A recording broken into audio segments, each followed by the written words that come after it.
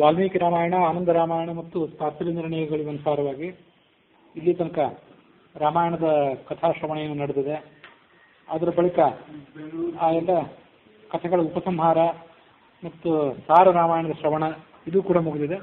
ಇನ್ನು ವಾಲ್ಮೀಕಿ ರಾಮಾಯಣದ ಉತ್ತರಕಾಂಡದ ಕೊನೆಯ ಸರ್ಗ ಏನಿದೆ, 111ನೇ ಸರ್ಗ, ಅದರಲ್ಲಿ ರಾಮಾಯಣ ಕಥೆಯ ಉಪಸಂಹಾರ ಮತ್ತು ರಾಮಾಯಣದ ಮಹಿಮೆ ಇದೆ, ಅದನ್ನು ಶ್ರವಣ ಮಾಡುವುದು.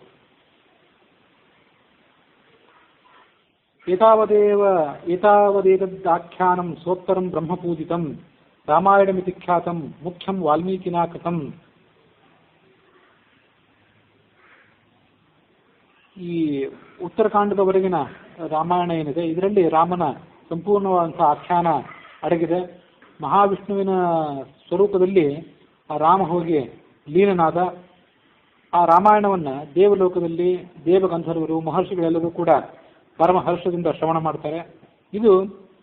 ಇದನ್ನು ಪ್ರವಚನ ಮಾಡಿದವನಿಗೆ ಮತ್ತು ಅದನ್ನು ಶ್ರವಣ ಮಾಡಿದವನಿಗೆ ಎಲ್ಲ ರೀತಿಯಾದಂತಹ ಸೌಭಾಗ್ಯವನ್ನು ಕೊಡುವಂಥದ್ದು, ಪಾಪ ಪರಿಹಾರ ಮಾಡಬಲ್ಲಂಥದ್ದು, ವೇದಕ್ಕೆ ಸಮಾನವಾದದ್ದು.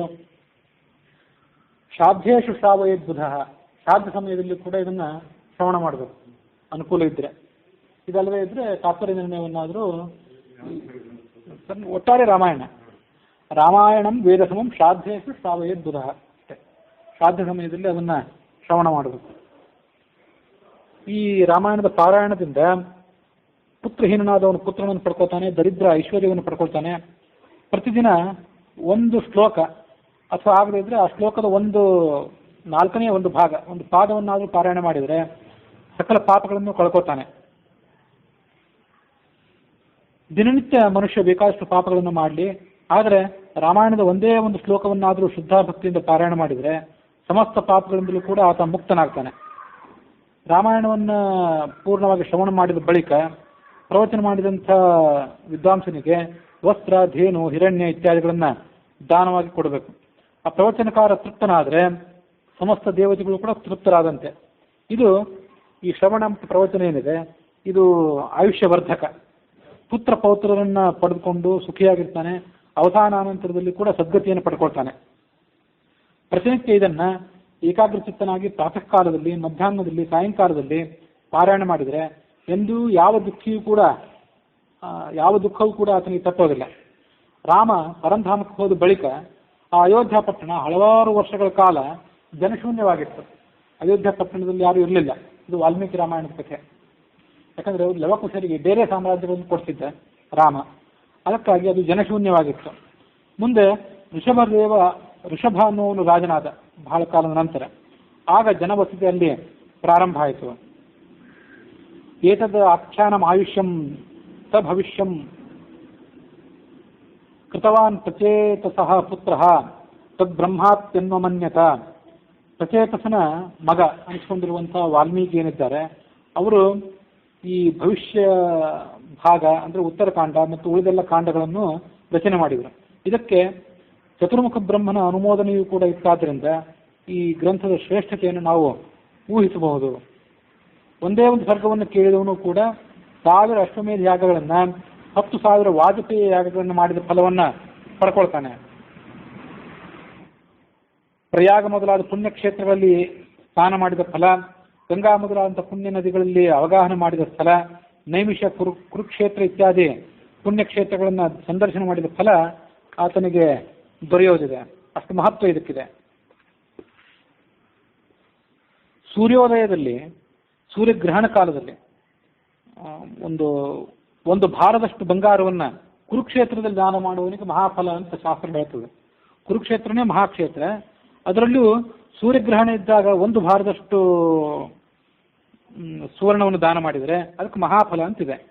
ಆ ಸುವರ್ಣ ಭಾರವನ್ನು ದಾನ ಮಾಡುವ ಫಲ ಏನಿದೆ, ಅದು ಈ ರಾಮಾಯಣವನ್ನು ಪ್ರತಿನಿತ್ಯ ಶುದ್ಧಾಭಕ್ತಿಯಿಂದ ಕೇಳುವವನಿಗೆ ಸಮಾನವಾಗಿದೆ. ಒಂದು ಭಾರ ಅಂತಂದರೆ 20 ತೊಲೆಗಳು ಅಥವಾ 2000 ಫಲಗಳು, ಅದನ್ನು ಒಂದು ಭಾರ ಅಂತ ಕರೀತಾರೆ. ಶುದ್ಧ ಸಂಪನ್ನನಾಗಿ ರಾಮನ ಕಥೆಯನ್ನು ಕೇಳುವವನು ಸಕಲ ಪಾಪಗಳನ್ನು ಕಳೆದುಕೊಂಡು ವಿಷ್ಣುವಿನ ಲೋಕಕ್ಕೆ ಹೋಗ್ತಾನೆ. ಈ ವಾಲ್ಮೀಕಿಯಿಂದ ರಚಿಸಲ್ಪಟ್ಟಂತಹ ಈ ರಾಮಾಯಣ ಏನಿದೆ, ಅದನ್ನು ಶ್ರವಣ ಮಾಡುವವನು ಮಹಾವಿಷ್ಣುವಿನ ಸ್ವರೂಪವನ್ನೇ ಹೊಂದುತ್ತಾನೆ. ಪತ್ನಿ ಪುತ್ರರ ಪ್ರಾಪ್ತಿಯನ್ನು ಆತ ಪಡ್ಕೊಳ್ತಾನೆ, ಐಶ್ವರ್ಯವನ್ನು ಪಡ್ಕೊಳ್ತಾನೆ, ಸಂತಾನ ವೃದ್ಧಿ ಆಗ್ತದೆ ಅದರಿಂದ. ಈ ಎಲ್ಲ ಫಲಶ್ರವಣ ಏನು ಮಾಡ್ತೇವಲ್ಲ, ಇದೆಲ್ಲ ಸಾಧ್ಯ ಆಗ್ತದೋ ಇಲ್ಲೋ ಅಂತ ಅದ್ರ ಬಗ್ಗೆ ಸಂಶಯ ತಾಳದೆ ಏಕಾಗ್ರಚಿತ್ತನಾಗಿ ಅದ್ರ ಬಗ್ಗೆ ಭರವಸೆ ಇಟ್ಟು ಅದನ್ನು ಶ್ರವಣ ಮಾಡಬೇಕು. ಗಾಯತ್ರಾಷ್ಟ ಸ್ವರೂಪಂ ತದ್ ರಾಮಾಯಣ ಮನುತ್ತಮಂ. ಒಟ್ಟಾರೆ ಗಾಯತ್ರಿ ಏನಿದೆ ಇದು 24 ಅಕ್ಷರಗಳಿಂದ ಕೂಡಿದ ಗಾಯತ್ರಿ ಏನಿದೆ ಅದಕ್ಕೆ ಸಮಾನವಾಗುತ್ತದೆ. ಅದಕ್ಕಾಗಿ ಇದರಲ್ಲಿ 24,000 ಶ್ಲೋಕಗಳು. ಪ್ರತಿಯೊಂದು 1000 ಶ್ಲೋಕವೂ ಕೂಡ ಗಾಯತ್ರಿಯ ಒಂದೊಂದು ಅಕ್ಷರಕ್ಕೆ ಸಮಾನ. ರಾಮಾಯಣದ ವ್ಯಾಖ್ಯಾನದಲ್ಲಿ 1,000 ಅಕ್ಷರಗಳು ಮುಗಿದ ಮೇಲೆ ಇದು ಗಾಯತ್ರಿಯ ಇಂಥ ಅಕ್ಷರದ ವ್ಯಾಖ್ಯಾನ ರೂಪ ಅಂತ ಹೀಗೆ ವಿವರಣೆ ಮಾಡಿದ್ದು ಕಂಡು ಬಂದಿದೆ. ರಾಮಾಯಣವನ್ನ ಪ್ರತಿನಿತ್ಯ ಕೇಳುವವನು, ಪಾರಾಯಣ ಮಾಡುವವನು ದೀರ್ಘಾಯುಷ್ಯವನ್ನು ಪಡ್ಕೊಳ್ತಾನೆ. ಪ್ರತಿನಿತ್ಯ ರಾಮನನ್ನು ಧ್ಯಾನ ಮಾಡ್ತಿರ್ಬೇಕು ಬ್ರಾಹ್ಮಣರ ಎದುರಲ್ಲಿ. ಅಂದರೆ ವಿಶೇಷವಾಗಿ ಅದಕ್ಕೆ ಜ್ಞಾನಿಗಳ ಎದುರಿಗೆ ಅಂತ ಅರ್ಥ. ಜ್ಞಾನಿಗಳ ಎದುರಿಗೆ, ಆಸಕ್ತರ ಎದುರಿಗೆ ಅದರ ಪಾರಾಯಣ ಪ್ರವಚನಗಳನ್ನು ಮಾಡಬೇಕು. ಆತ ಒಬ್ಬನೇ ಸದ್ಗತಿಯನ್ನು ಪಡ್ಕೊಳ್ತಾನಂತಲ್ಲ, ಆತನ ತಂದೆ, ಆತನ ಅಜ್ಜ, ಮುತ್ತಜ್ಜ ಇವರೆಲ್ಲರೂ ಕೂಡ ಆ ಪುಣ್ಯದ ಪ್ರಭಾವದಿಂದಾಗಿ ಭಗವಂತನ ಸಾನ್ನಿಧ್ಯವನ್ನು ಪಡ್ಕೊಳ್ತಾರೆ. ಅದರಲ್ಲಿ ಸಂಶಯವಿಲ್ಲ. ಧರ್ಮ, ಅರ್ಥ, ಕಾಮ, ಮೋಕ್ಷ ಅನ್ನುವಂಥ ಚತುರ್ವಿಧ ಪುರುಷಾರ್ಥಗಳನ್ನು ಕೂಡ ಆತ ಪಡ್ಕೊಳ್ತಾನೆ. ಯಾರು ಇದನ್ನ ರಾಮಾಯಣದ ಒಂದು ಶ್ಲೋಕವನ್ನಾಗಲಿ ಆ ಶ್ಲೋಕದ 4ನೇ ಒಂದು ಭಾಗವನ್ನಾಗಲಿ ಭಕ್ತಿಭಾವದಿಂದ ಶ್ರವಣ ಮಾಡ್ತಾನೆ, ಆತ ಬ್ರಹ್ಮಧಾಮಕ್ಕೆ ಹೋಗಿ ಬ್ರಹ್ಮನಿಂದಲೂ ಕೂಡ ಸನ್ಮಾನವನ್ನು ಪಡೀತಾನೆ. ಬ್ರಹ್ಮನನ್ನು ಕೂಡ ಆತನನ್ನ ಬರಮಾಡಿಕೊಂಡು ಆತನಿಗೆ ಪ್ರೀತಿಯನ್ನು ತೋರಿಸ್ತಾನೆ. ಹಾಗಾಗಿ ಈ ರಾಮಾಯಣವನ್ನು ಪ್ರತಿನಿತ್ಯ ಪ್ರತಿಯೊಬ್ಬರು ಕೂಡ ಶ್ರವಣ ಮಾಡಬೇಕು. ಇದು ವಾಲ್ಮೀಕಿ ರಾಮಾಯಣದ ಉತ್ತರಕಾಂಡದ 111ನೇ ಸರ್ಗದಲ್ಲಿ ಬಂದಂಥ ಫಲಶ್ರುತಿಯ ಭಾಗ ಆಯಿತು. ಇನ್ನು ಅದರಂತೆ ಆನಂದ ರಾಮಾಯಣದ ಪೂರ್ಣಕಾಂಡದ 9ನೆಯ ಸರ್ಗ ಏನಿದೆ ಅದರಲ್ಲಿ ಬಂದಂಥ ಫಲಶ್ರುತಿ ಹೀಗಿದೆ. ಗುರುಗಳು ಆ ಶಿಷ್ಯನಿಗೆ ಅದನ್ನು ಹೇಳಿದರು. ಸಾರ, ಯಾತ್ರ, ಯಾಗ, ವಿಲಾಸ, ಜನ್ಮ, ವಿವಾಹ, ರಾಜ್ಯ, ಮನೋಹರ, ಪೂರ್ಣ ಅಂತ ಹೀಗೆ ಇಷ್ಟು ಕಾಂಡಗಳಿದ್ರಲ್ಲಿ. ಸಾರ, ಯಾತ್ರ, ಯಾಗ, ವಿಲಾಸ, ಜನ್ಮ, ವಿವಾಹ, ರಾಜ್ಯ, ಮನೋಹರ ಮತ್ತು ಪೂರ್ಣ 9 ಕಾಂಡಗಳು ಹೀಗಿವೆ ಇದರಲ್ಲಿ. ತ್ರಯೋದಶ ಸಾರಕಾಂಡೇ ಸರ್ಗಾಹ ವಾಲ್ಮೀಕಿನ ಈರಿತಾಹ. ಒಂದೊಂದರಲ್ಲಿ ಎಷ್ಟಿಟ್ಟು ಸರ್ಗಗಳಿವೆ ಅದನ್ನು ಕೂಡ ಇಲ್ಲಿ ಪಟ್ಟಿ ಮಾಡಿ ಹೇಳ್ತಾರೆ. 13 ಸರ್ಗಗಳು ಸಾರಕಾಂಡದಲ್ಲಿವೆ, ಯಾತ್ರಾಕಾಂಡದಲ್ಲಿ 9 ಸರ್ಗಗಳಿವೆ, ಆಮೇಲೆ ಯಾಗಕಾಂಡದಲ್ಲಿ 9 ಸರ್ಗಗಳಿವೆ, ವಿಲಾಸ ಕಾಂಡದಲ್ಲಿ ಕೂಡ 9 ಸರ್ಗಗಳಿವೆ, ಜನ್ಮಕಾಂಡದಲ್ಲಿ 9 ಸರ್ಗಗಳಿವೆ, ವಿವಾಹದಲ್ಲಿ ಕಾಂಡದಲ್ಲಿ 9 ಸರ್ಗಗಳಿವೆ ಮತ್ತು ರಾಜ್ಯಕಾಂಡದಲ್ಲಿ 24 ಸರ್ಗಗಳಿವೆ, ಮನೋಹರ ಕಾಂಡದಲ್ಲಿ 18 ಸರ್ಗಗಳು, ಪೂರ್ಣ ಕಾಂಡದಲ್ಲಿ 9 ಸರ್ಗಗಳಿವೆ. ಇವೆಲ್ಲವೂ ಕೂಡ ಮನುಷ್ಯನ ಪಾಪಕ್ಕೆ ಪರಿಹಾರಕವಾದದ್ದು. ಏವಂ 90 ಸರ್ಗಾಹ ಜ್ಞೇಯಾಹ ಶುಭಾವಹ. ಒಟ್ಟು 109 ಸರ್ಗಗಳು ಒಟ್ಟಾರೆ ಆನಂದ ರಾಮಾಯಣದ ಉದ್ದಕ್ಕೆ. ಸಾರಕಾಂಡದಲ್ಲಿ 2500 ಶ್ಲೋಕಾಹ, 2500 ಶ್ಲೋಕಗಳು, 2530 ಶ್ಲೋಕಗಳು ಈ ಸಾರಕಾಂಡದಲ್ಲಿವೆ. ಮುಂದೆ ಯಾತ್ರಾಕಾಂಡದಲ್ಲಿ 735 ಶ್ಲೋಕಗಳಿವೆ. ಅದರ ಮುಂದೆ ಯಾಗಕಾಂಡದಲ್ಲಿ 625 ಶ್ಲೋಕಗಳಿವೆ. ಯಾಗಕಾಂಡೇ 600 ಚ ಪಂಚವಿಂಶೋತ್ತರಂ ಶುಭಾಹ. ಮುಂದೆ ವಿಲಾಸಕಾಂಡದಲ್ಲಿ 678 ಶ್ಲೋಕಗಳಿವೆ. ಜನ್ಮಕಾಂಡದಲ್ಲಿ 802 ಶ್ಲೋಕಗಳಿವೆ. ವಿವಾಹ ಕಾಂಡದಲ್ಲಿ 563 ಶ್ಲೋಕಗಳಿವೆ. ರಾಜ್ಯಕಾಂಡದಲ್ಲಿ 2602 ಶ್ಲೋಕಗಳಿವೆ. ರಾಜ್ಯಕಾಂಡ ಪೂರ್ವ ಭಾಗ ಮತ್ತು ಉತ್ತರ ಭಾಗ ಅಂತ 2 ವಿಧವಾಗಿ ವಿಭಕ್ತ ಆಗಿದೆ. ಮನೋಹರ ಕಾಂಡದಲ್ಲಿ 3100 ಶ್ಲೋಕಗಳಿವೆ ಮತ್ತು ಪೂರ್ಣಕಾಂಡದಲ್ಲಿ 577 ಶ್ಲೋಕಗಳಿವೆ. ಹೀಗೆ ಒಟ್ಟಾರೆ 12,352 ಶ್ಲೋಕಗಳು ಆನಂದ ರಾಮಾಯಣದ ತುಂಬ ಇವೆ. ವಾಲ್ಮೀಕಿ ರಾಮಾಯಣದಲ್ಲಿ 24,000, ಇದರಲ್ಲಿ 12,352 ಶ್ಲೋಕಗಳು. ಹೀಗೆ ಇದು ವಾಲ್ಮೀಕಿ ರಾಮಾಯಣಕ್ಕೂ ಮತ್ತು ಆನಂದ ರಾಮಾಯಣಕ್ಕೂ ಇರುವಂತಹ ವ್ಯತ್ಯಾಸವಿದು. ಏವಂ ಶಿಷ್ಯ ಮಯಾ ಪ್ರೋಕ್ತಂ ಯಥಾ ಪೃಷ್ಟಂ ತ್ವಯಾಪುರ. ಶಿಷ್ಯನೇ, ನಾನು ನಿನಗೆ ಈ ಆನಂದ ರಾಮಾಯಣವನ್ನೆಲ್ಲ ಉಪದೇಶ ಮಾಡಿದೆ. ನೀನು ಹೇಗೆ ನನಗೆ ಇದನ್ನು ಕೇಳಬೇಕು ಅಂತ ಉತ್ಸುಕತೆಯನ್ನು ತೋರಿಸಿದೆಯೋ ಅದರಂತೆ ನಾನು ಇದನ್ನು ಹೇಳಿದೆ. ಇದು ರಾಮನ ಸಂತೋಷಕ್ಕೆ ಕಾರಣ. ಶ್ರವಣದಿಂದಲೇ ಎಲ್ಲ ಪಾಪಗಳನ್ನು ಪರಿಹಾರ ಮಾಡುವಂಥದ್ದು. ಪೂರ್ಣಕಾಂಡಮಿದಂ ಜ್ಞೇಯಂ ಶ್ರವಣ ಪುಣ್ಯವರ್ಧನಂ. ಪೂರ್ಣಕಾಂಡದ ಶ್ರವಣದಿಂದ ಪುಣ್ಯದ ಹೆಚ್ಚಳ, ಸಾರಕಾಂಡ ಶ್ರವಣದಿಂದ ಮನುಷ್ಯ ಸಂಸಾರದಿಂದ ಮುಕ್ತಿಯನ್ನು ಪಡ್ಕೊಳ್ತಾನೆ. ಯಾತ್ರಾಕಾಂಡದ ಶ್ರವಣದಿಂದ ತನಗೆ ಯಾತ್ರೆ ಮಾಡಲಿಕ್ಕಾಗದೇ ಇದ್ರೂ ಆ ಕಾಂಡವನ್ನು ಶ್ರವಣ ಮಾಡಿದ್ರ ಮೂಲಕ ಯಾತ್ರೆಯನ್ನು ಮಾಡಿದ ಫಲವನ್ನು ಪಡ್ಕೊಳ್ತಾನೆ.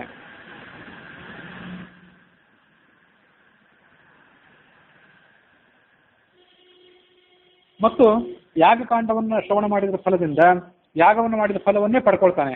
ವಿಲಾಸಕಾಂಡದಲ್ಲಿ ರಾಮನ ವೈಭವ ವಿಲಾಸ ವರ್ಣಿತ ಆಗಿದೆ.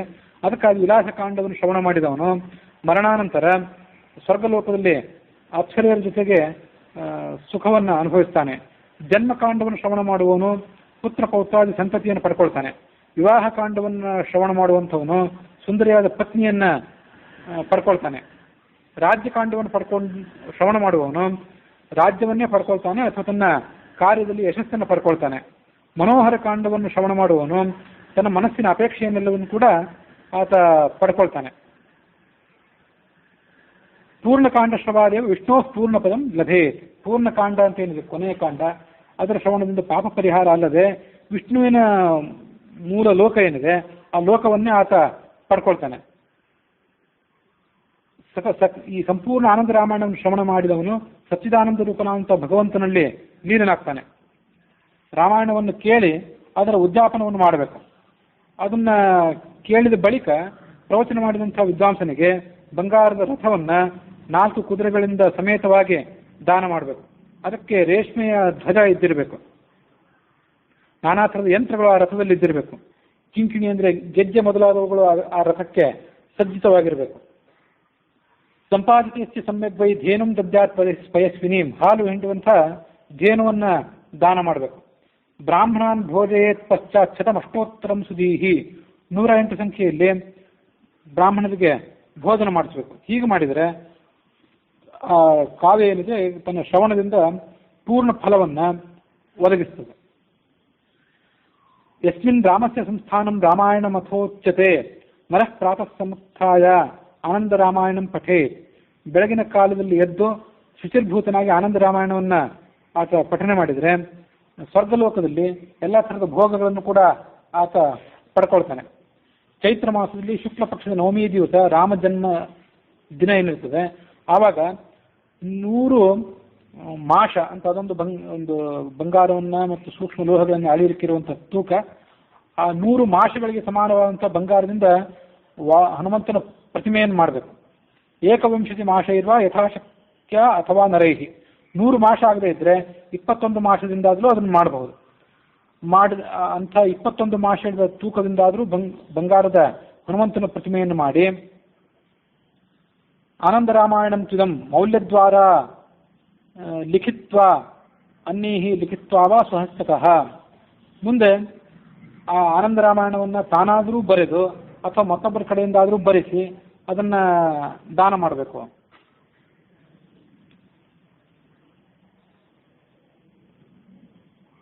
ಅದನ್ನ ರೇಷ್ಮೆಯ ವಸ್ತ್ರದಲ್ಲಿ ಆ ಗ್ರಂಥವನ್ನು ಹೊದಿಸಿ ಅದನ್ನ ಪ್ರವಚನ ಮಾಡಿದಂಥ ವಿದ್ವಾಂಸ ಅಥವಾ ಉಳಿದ ಯಾವ್ದಾದ್ರು ವಿದ್ವಾಂಸರಿಗೆ ಅದನ್ನ ದಾನ ಮಾಡಬೇಕು. ವೇಷ್ಟಿತಂ ಪಟ್ಟತೂಲಾದ್ಯೈ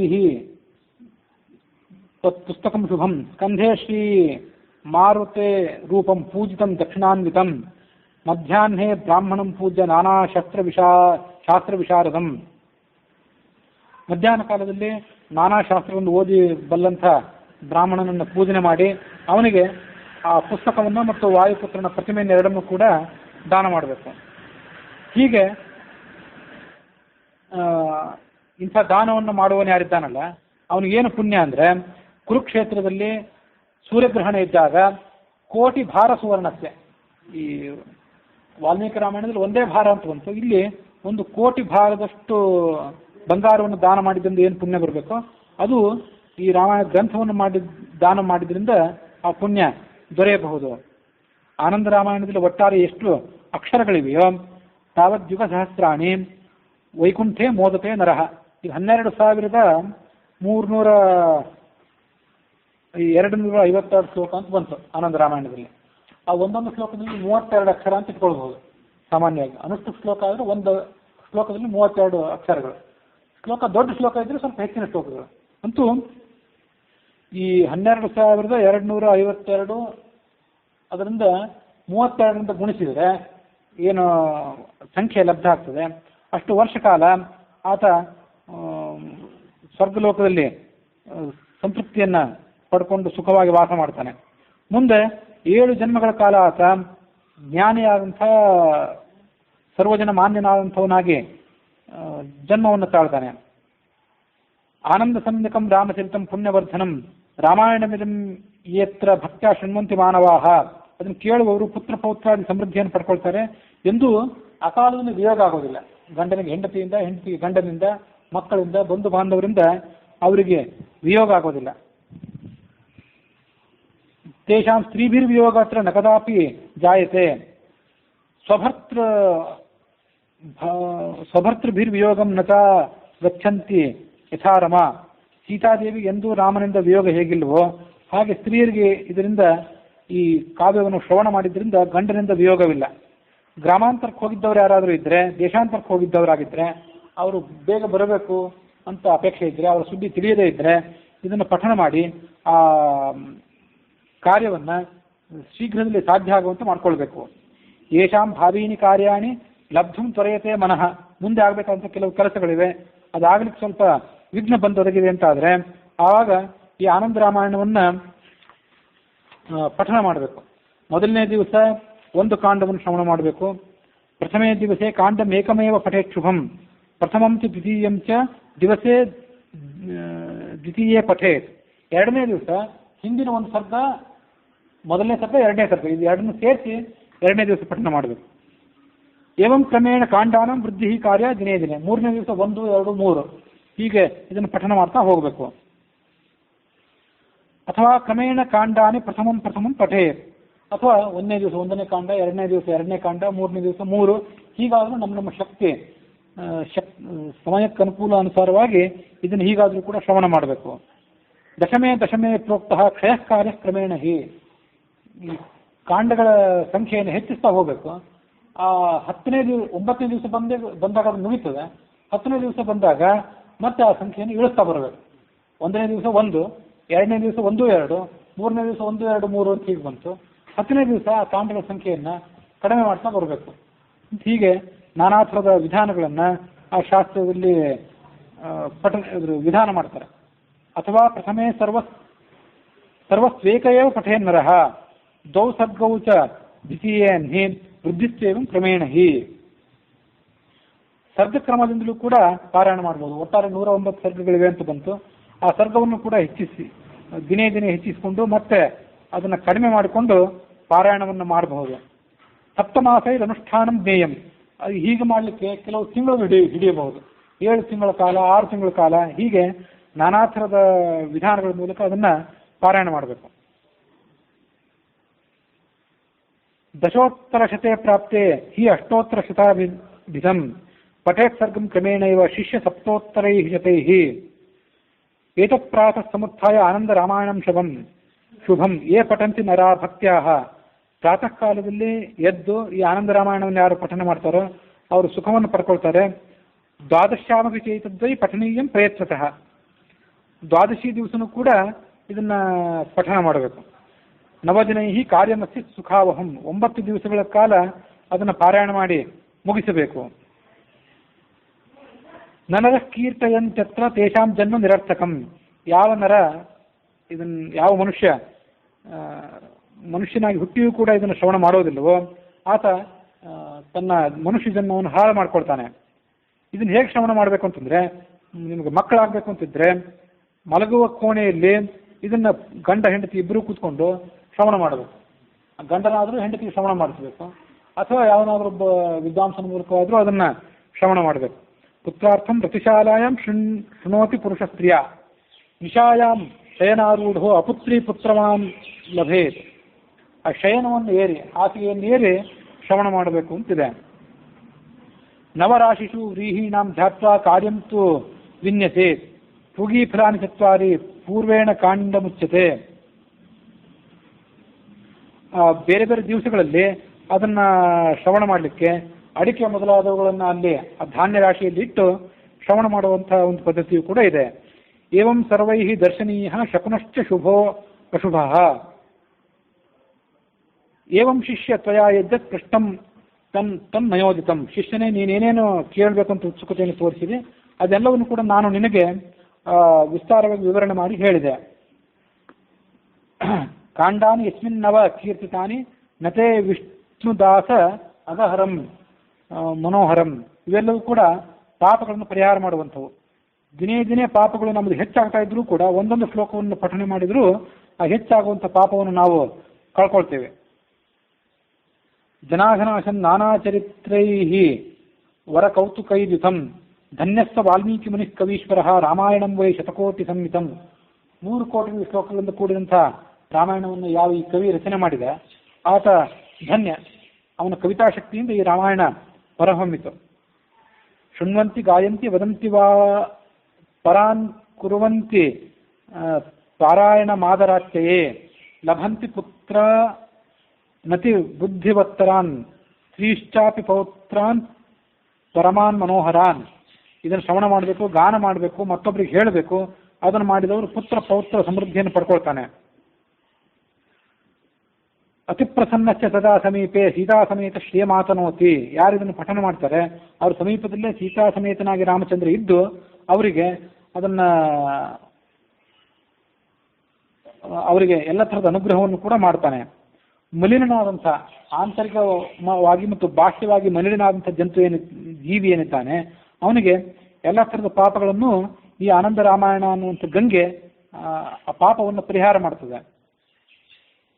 ಶುದ್ಧಾನ್ವಿತ ಪಠತಿ ಸಂಸ್ಕೃಣುಯಾ ಸನಿತ್ಯಂ ವಿಷ್ಣು ಪ್ರಯಾತಿ ಸದನಂ ಸತು ವಿಶುದ್ಧ ದೇಹ ಕೃತ್ವಾ ಕಂಠೆ ಸುಖಂ ತಿಷ್ಠ ಶಿಷ್ಯೇ ಮಾಂ ತ್ವಂ ಮಯೋದಿತಾಂ.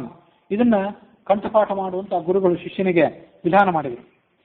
ಹೀಗೆ ಗುರುಗಳು ಮತ್ತು ಶಿಷ್ಯರ ಸಂವಾದ ಮುಗಿದ ಮೇಲೆ ಶಿವ ಪಾರ್ವತಿ ಜೊತೆಗೇನು ಸಂವಾದವನ್ನು ಮಾಡ್ತಿದ್ದ ಅದನ್ನ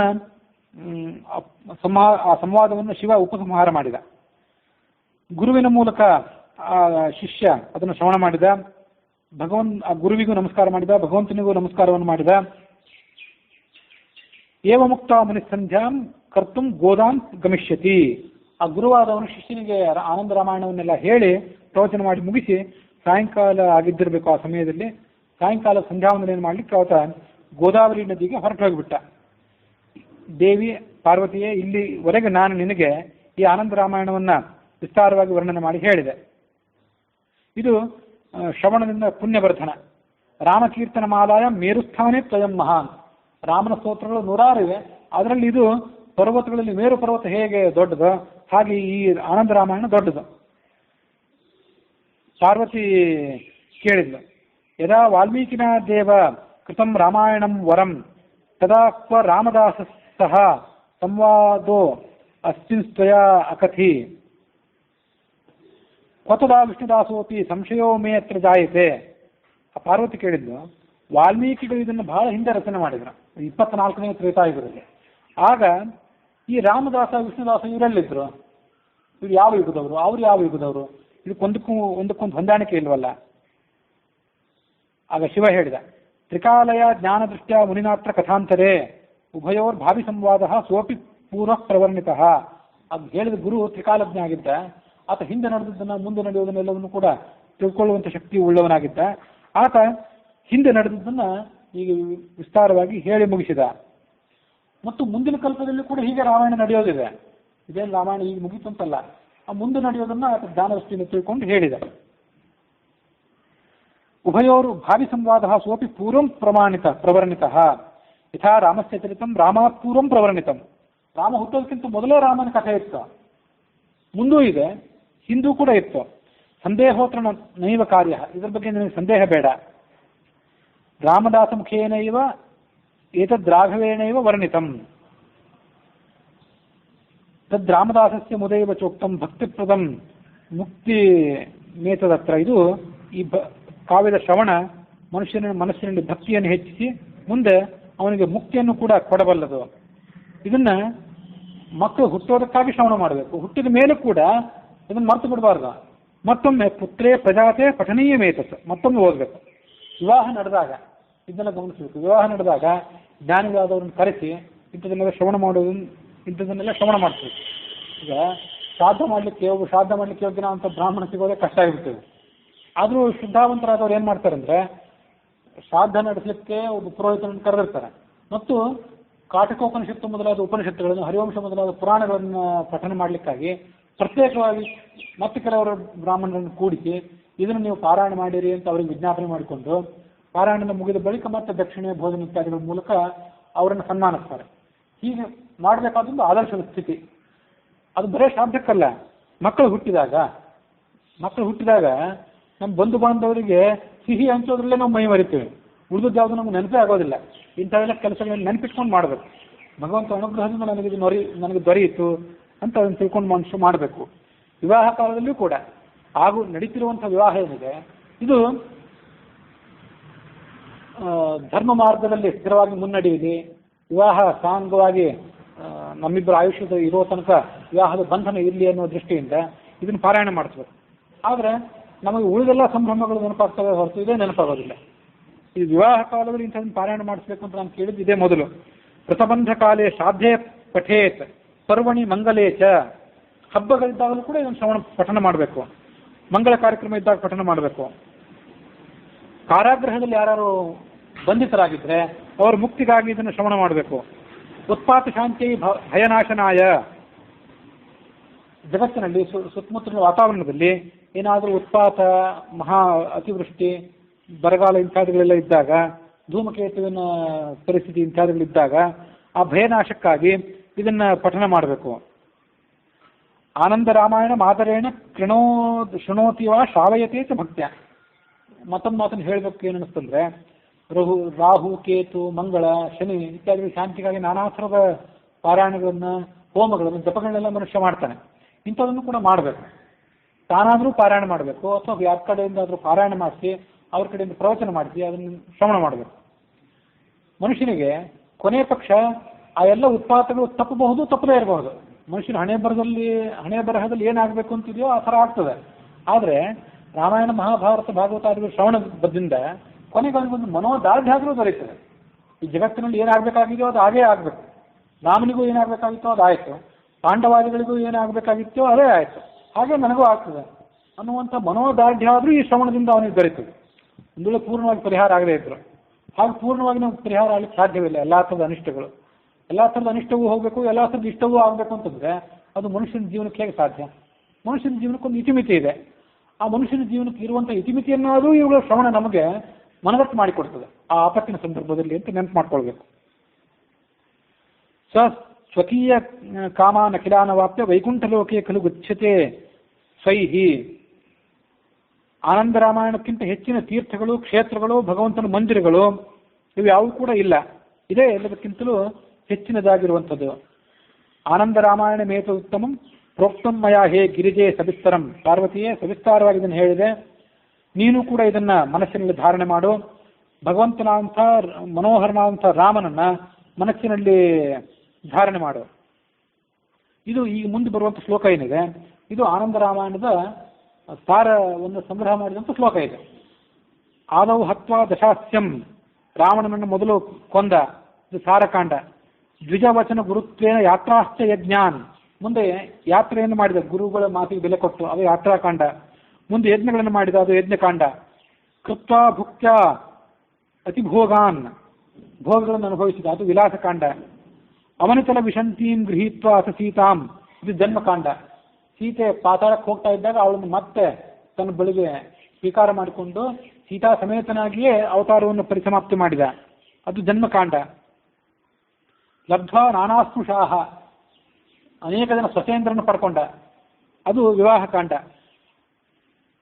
ಅವನಿತಲ ಗದಾನ್ ಪಾರ್ಥಿವಾದೀಂಶ್ಚ ಜಿತ್ವ. ದಿಗ್ವಿಜಯ ಮಾಡಿದ, ಅದು ರಾಜ್ಯಕಾಂಡ. ಕೃತ್ವಾ ನಾನಾ ಉಪದೇಶಾನ್ ಗಜಪುರ ನಿಕಟೆ. ಮುಂದೆ ಮನೋಹರ ಕಾಂಡದಲ್ಲಿ ಪ್ರಜೆಗಳಿಗೆ ಮತ್ತು ತನ್ನ ತಾಯಂದಿರಿಗೆ ಉಪದೇಶವನ್ನು ಮಾಡಿದ, ಲವಕುಶರಿಗೂ ಉಪದೇಶವನ್ನು ಮಾಡಿದ, ಅದು ಮನೋಹರ ಕಾಂಡ. ಗಜಪುರ ಅಂದರೆ ಹಸ್ತಿನಾವತಿ, ಅದರ ಸಮೀಪದಲ್ಲಿ ಗಂಗಾ ನದಿಯಲ್ಲಿ ತನ್ನ ಈ ಸ್ವರೂಪವನ್ನು ಮೂಲ ತೇಜಸ್ಸಿನಲ್ಲಿ ವಿಲೀನಗೊಳಿಸಿದ, ಅದು ಪೂರ್ಣಕಾಂಡ. ಈ ಶ್ಲೋಕ ಏನಿದೆ ಇದು ಆನಂದ ರಾಮಾಯಣದ ಸಾರ ಸಂಗ್ರಹವನ್ನು ಮಾಡಿದಂಥ ಶ್ಲೋಕ. ವಾಮೇ ಭೂಮಿಸುತ. ಅವನ ಎಡಭಾಗದಲ್ಲಿ ಸೀತೆ ಇದ್ದಾಳೆ, ಮುಂಭಾಗದಲ್ಲಿ ಹನುಮಂತ ಇದ್ದಾನೆ, ಹಿಂಭಾಗದಲ್ಲಿ ಲಕ್ಷ್ಮಣ ಇದ್ದಾನೆ. ಶತ್ರುಘ್ನ ಭರತರಿಬ್ಬರೂ ಕೂಡ ಹಿಂಭಾಗದಲ್ಲಿ ಇದ್ದಾರೆ. ವಾಯವ್ಯ ಕೋಣಾದಿಶು, ವಾಯವ್ಯ ದಿಗ್ಭಾಗದಲ್ಲಿ ಮತ್ತು ನೈಋತ್ಯ ದಿಗ್ಭಾಗದಲ್ಲಿ ಭರತ ಮತ್ತು ಶತ್ರುಘ್ನರಿದ್ದಾರೆ.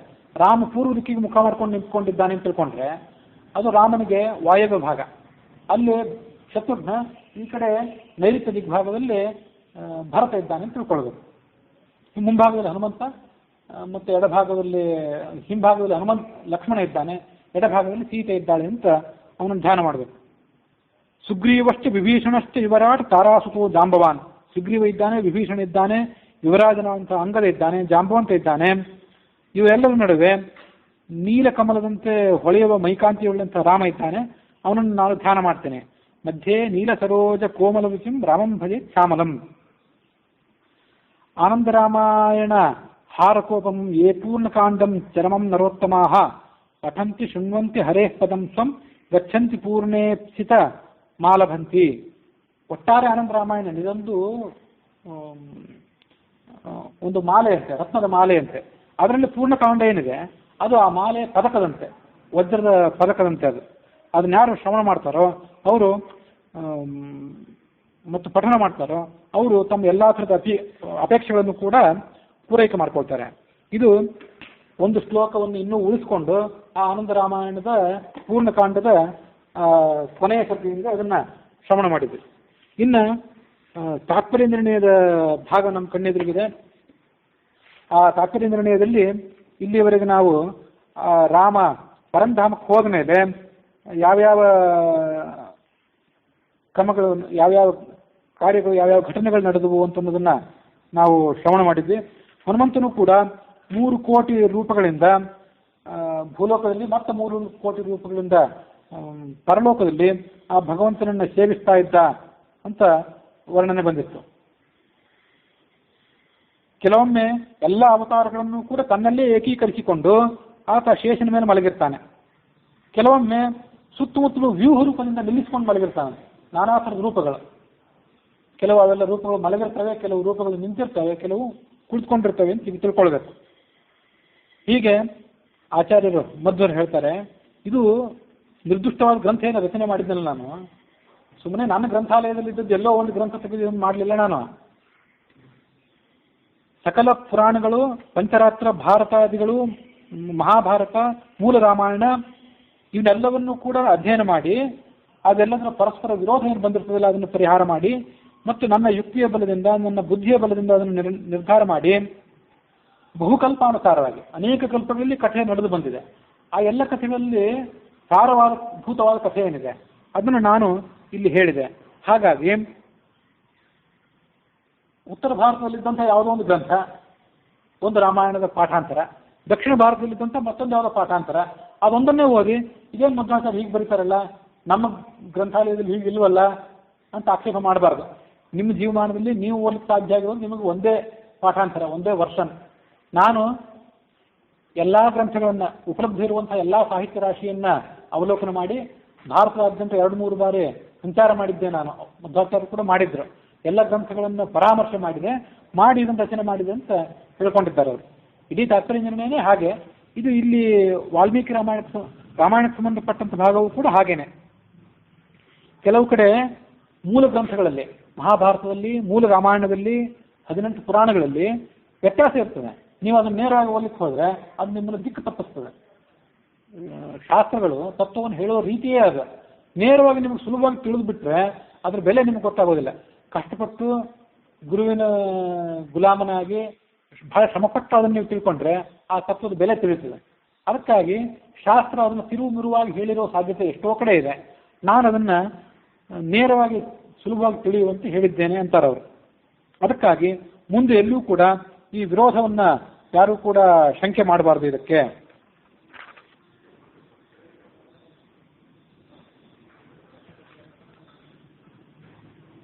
ಇತಿ ಅನ್ಯೇಷು ಚ ಶಾಸ್ತ್ರೇಷು ತತ್ರ ತತ್ರ ಉದಿತಂ ಬಹು ವ್ಯತ್ಯಾಸ ಪ್ರಾಚಲೋಮ್ಯಂ ಚ ಗೋಮೂತ್ರಿ ಪ್ರಕಸಸ್ತಥ. ಬೇರೆ ಬೇರೆ ಶಾಸ್ತ್ರಗಳಲ್ಲಿ ಬೇರೆ ಬೇರೆ ಶೈಲಿಗಳು, ಅದನ್ನ ತತ್ವವನ್ನು ತಿಳಿಸುವಂಥ ಶೈಲಿ, ಗೂಢವಾದ ಶೈಲಿಗಳು ನೂರಾರಿವೆ. ಅದೆಲ್ಲವನ್ನು ಕೂಡ ಅವಲಂಬಿಸಿಕೊಂಡು ನಾನು ಈ ನಿರ್ಣಯವನ್ನು ಹೇಳಿದೆ. ಹಾಗಾಗಿ ಇದು ನಿರ್ಣಯ ಗ್ರಂಥ ಆದ್ದರಿಂದ ಇದು ಜಿಜ್ಞಾಸುಗಳಿಗೆ ಗ್ರಾಹ್ಯ. ತಸ್ಮಾನ್ ನಿರ್ಣಯ ಗ್ರಂಥತ್ವಾದ್ ಗ್ರಾಹ್ಯಮೇತದ್ ಬುಭೂಷುಭಿಃ. ಇಲ್ಲಿಗೆ ಒಂದು ಶ್ಲೋಕ ಕಡಿಮೆ ಇದ್ದಂತೆ ಶ್ರೀಮದ್ ಆನಂದ ತೀರ್ಥರಿಂದ ವಿರಚಿತವಾದಂಥ ತಾತ್ಪರ್ಯ ನಿರ್ಣಯದಲ್ಲಿ ಉತ್ತರಕಾಂಡ ಕಥಾನಿರೂಪಣ ಅಂತ, ಅದು 9ನೇ ಭಾಗ, 9ನೇ ಅಧ್ಯಾಯ, ಅದರಲ್ಲಿ ಒಂದು ಶ್ಲೋಕ ಅವಶಿಷ್ಟ ಆಗಿದೆ.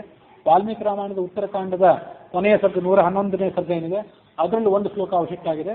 ಮತ್ತು ಶತಕೋಟಿ ರಾಮಚರಿತಾಂತರ್ಗತ ಆನಂದ ರಾಮಾಯಣ ಏನಿದೆ ಅದರ ಕೊನೆಯ ಕಾಂಡವಾದಂತಹ ಪೂರ್ಣಕಾಂಡ, ಅದರಲ್ಲಿ ಕೊನೆಯ ಸರ್ಗವಾದಂತಹ 9ನೇ ಸರ್ಗದಲ್ಲಿ ಕೂಡ ಒಂದು ಸರ್ಗ ಇಲ್ಲಿದೆ ಅವಶಿಷ್ಟವಾಗಿದೆ.